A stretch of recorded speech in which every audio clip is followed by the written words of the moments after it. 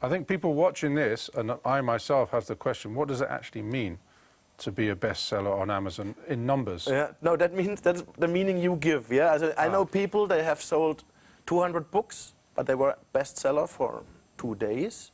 Oh, okay. It's more when in the consulting business or a coach, and you can say it's a title. And there's a study in the US that says the most trusted title is best-selling author. Right. More than professor or whatever. So people look for it. You can do it, and then it depends. Then there's a huge. I mean, if you are a bestseller in a small category, you probably with selling 10 books every week you have this status. So how do they gauge? Is it by the day, by the week, or you can They do change it however you want? algorithms. I have no idea. They have algorithms.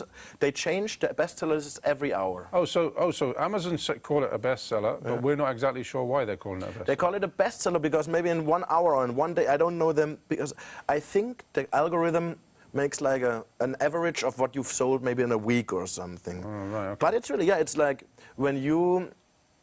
So at that point of the week, that you sold more than anybody else in this category, you're a bestseller. But it's also, if you want to become a New York Times bestseller, I think it depends on the season. If you sell 3,000 books in a week, you become a New York Times bestseller. So there were many marketing gurus or something that sold their books or bought their own books. Right. And then they became New York Times bestseller. Well, so that seems like cheating. Yeah, it's a little bit shady or something, but it's... For me, it's also, for me, it was a question, when do I call myself an Amazon bestseller? The thing is, the first thing is when your publisher calls you an Amazon bestseller, then you're a bestseller. Even if you're not selling, but if the publisher says you're a best-selling author, you are. For me, it was when I was selling 200, 150, 200 books a day, then I said, okay, and when I came, I have now 12,000.